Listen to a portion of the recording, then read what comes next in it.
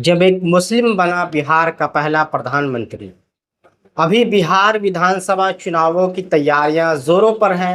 हर राजनीतिक दल अपने दांव पेच और रणनीतियां तैयार कर रहा है। चाहे यह राष्ट्रीय जनता दल आरजेडी हो, जनता दल यूनाइटेड जेडीयू हो, या कोई अन्य पार्टी जैसे जनसुराज। सभी का ध्यान मुस्लिम मतदाताओं पर केंद्रित है। मुस्लिम मतदाता बिहार में राजनीतिक समीकरणों में अहम भूमिका निभाते रहे हैं। इसी वजह से ऑल इंडिया मजलिस इत्तेहादुल मुस्लिमीन एआईएमआईएम के नेता असदुद्दीन ओवैसी भी मुस्लिम नेतृत्व के नाम पर सक्रिय दिखाई दे रहे हैं। मगर इस चुनावी हलचल के बीच एक ऐतिहासिक तथ्य को याद करना जरूरी है। लगभग 88 साल पहले बिहार में एक मुस्लिम नेता ने प्रधानमंत्री का पद संभाला था। तब प्रांतों के प्रमुख को प्रधानमंत्री कहा जाता था, जिसे आज हम मुख्यमंत्री कहते हैं। उनका नाम था बैरिस्टर मोहम्मद यूनुस। उनका कार्यकाल भले ही छोटा था, लेकिन ऐतिहासिक दृष्टि से अत्यंत महत्वपूर्ण था। 1937 का वर्ष भारतीय राजनीति में महत्वपूर्ण मोड़ था। ब्रिटिश भारत में गवर्नमेंट ऑफ इंडिया एक्ट 1935 के तहत प्रांतीय चुनाव हुए और पहली बार भारतीयों के हाथ में सीमित सत्ता आई। बिहार प्रांत में 1 अप्रैल 1937 को मोहम्मद यूनुस ने शपथ ली और बिहार के पहले प्रधानमंत्री बने। यह पद आज के मुख्यमंत्री के समक्ष था। यूनुस ने न केवल बिहार के पहले प्रधानमंत्री थे, बल्कि वे बिहार के पहले मुस्लिम प्रधानमंत्री भी बने। उनका कार्यकाल संक्षिप्त मात्र 109 दिन था, लेकिन इसके बावजूद उन्होंने प्रशासनिक और राजनीतिक सूझबूझ का अद्भुत उदाहरण प्रस्तुत किया। जन्म और पारिवारिक पृष्ठभूमि। मोहम्मद यूनुस का जन्म 4 मई 1884 को पटना के पास पनहारा गांव में हुआ।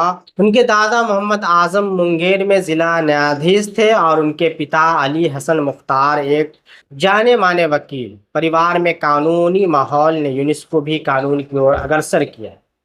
उन्होंने अपनी प्रारंभिक शिक्षा पटना कॉलेजिएट स्कूल से ली। उस शिक्षा के लिए लिखे 1920 के दशक में यूनाइटेड किंगडम गए। लंदन के मिडिल टेम्पल से बैरिस्टर की उपाधि प्राप्त की। भारत लौटकर पटना जिला न्यायालय और फिर पटना हाई कोर्ट में वकालत की। उनकी योग्यता उन्हें इंग्लैंड की प्रीवी काउंसिल तक पहचान दिलाती है, जो उस समय सर्वोच्च अपीलीय न्यायालय था। वे ऑल इंडिया मेल मिलाप एसोसिएशन के संस्थापक अध्यक्ष बने, जिसका उद्देश्य सामाजिक स्तर पर हिंदू मुस्लिम एकता को बढ़ावा देना था।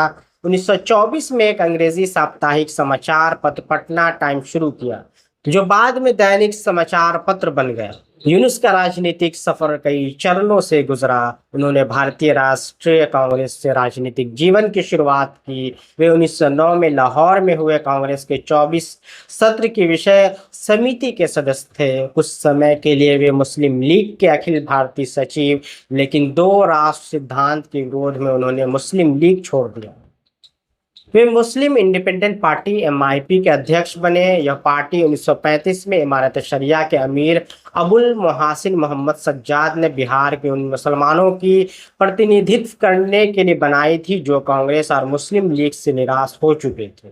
चूंकि कांग्रेस के पास भारत की मुस्लिम आबादी से संबंधित कोई स्पष्ट नीति मौजूद नहीं थी और मुस्लिम लीग एक अलग कौम की वकालत कर रही थी जो देश को बांट रही थी, इसलिए बिहार के मुसलमानों ने अपनी पार्टी बनाने का फैसला लिया। 1937 के चुनाव में बिहार में संवैधानिक गतिरोध का कारण बने। कांग्रेस ने बिहार सहित अधिकांश प्रांतों में भारी बहुमत हासिल किया।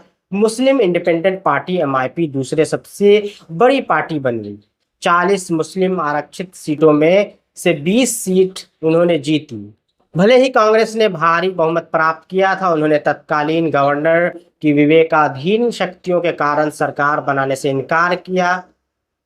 तत्कालीन गवर्नर मॉरिस गार्नियर हैलेट ने दूसरी सबसे बड़ी पार्टी का नेता मोहम्मद यूनुस को सरकार बनाने का निमंत्रण दिया। यूनुस ने संवैधानिक प्रक्रिया का सम्मान करते हुए इसे स्वीकार किया। 1 अप्रैल 1937 को यूनुस ने अल्पमत सरकार के मुखिया के रूप में शपथ ली। अल्पमत में होने के बावजूद उनका लक्ष्य था हिंदू मुस्लिम एकता का मजबूत उदाहरण प्रस्तुत करना। वह दिखाना चाहते थे कि दोनों समुदाय समान गरिमा और अधिकार के साथ एक साथ रह भी सकते हैं। उन्होंने अपने 109वें दिनों के कार्यकाल में वक्फ संपत्तियां में आयकर राहत, मुस्लिम कल्याणकारी संस्थाओं का संरक्षण, किसानों के लिए लगान में कमी, हिंदू मुस्लिम आपसी सहयोग बढ़ाने के प्रयास, बिहार यंग मेंस इंस्टीट्यूट के स्थापना, बिहार विधानमंडल और पटना उच्च न्यायालय जैसी इमारतों की नींव रखने में महत्वपूर्ण योगदान दिया। कांग्रेस के युवा नेताओं जैसे जयप्रकाश नारायण ने गवर्नर के आमंत्रण को स्वीकार करने पर उनकी आलोचना की। जुलाई 1937 में कांग्रेस को गवर्नर की शक्तियों के संबंध में वायसराय से आश्वासन मिला। इसके बाद यूनिस ने 19 जुलाई 1937 को इस्तीफा दे दिया। उनके बाद श्री कृष्ण सिंह बिहार के अगले प्रधानमंत्री बने। आज़ादी के बाद उन्होंने किसान मजदूर प्रजा पार्टी के एमपीपी के गठन में योगदान दिया। बाद के दिनों में वो सामाजिक और राजनीतिक गतिविधियों में सक्रिय रहे। उनका निधन 13 मई 1952 को लंदन में हुआ। आज बिहार में मुस्लिम नेतृत्व और प्रतिनिधित्व का सवाल चुनावी विमर्श का केंद्र है। आरजेडी, जेडीयू, नई पार्टियों और एआईएमआईएम के असदुद्दीन ओवैसी सभी की निगाहें इस वोट बैंक पर है। लेकिन यह ध्यान रखना जरूरी है कि इतिहास में भी एक मुस्लिम नेता ने संवैधानिक और सामाजिक मूल्यों के लिए नेतृत्व किया था। यूनिस की कहानी यह दिखाती है कि अल्पमत में रहते हुए भी न्याय, सद्भाव और संवैधानिक मर्यादा बनाए रखना संभव है। यूनिस की कहानी बिहार के मुस्लिम नेतृत्व का गौरवशाली अध्याय है। उनका जीवन यह सिखाता है कि सत्ता में आने से ज्यादा महत्वपूर्ण है देश और समाज के संवैधानिक मूल्यों की रक्षा करना। बैरिस्टर मोहम्मद यूनुस का कार्यकाल छोटा था लेकिन प्रभावी और प्रेरणादायक था। उन्होंने संवैधानिक मर्यादा, सामाजिक सद्भाव और न्याय की मिसाल पेश की। आज जब बिहार की राजनीति में मुस्लिम नेतृत्व का सवाल उठता है, उनकी योगदान और दृष्टिकोण को याद करना जरूरी है। यूनुस का जीवन आधुनिक नेताओं और समाज दोनों के लिए प्रेरणा है कि इतिहास से सीख लेकर वर्तमान में न्याय, सद्भाव और नेतृत्व की मिसाल कायम की जा सकती है। फिलहाल इस वीडियो में इतना ही। आप देख रहे थे इंसाफ टाइम्स। वीडियो अच्छा लगे तो आप चैनल को सब्सक्राइब करें, लाइक शेयर करना न भूलें। बहुत शुक्रिया।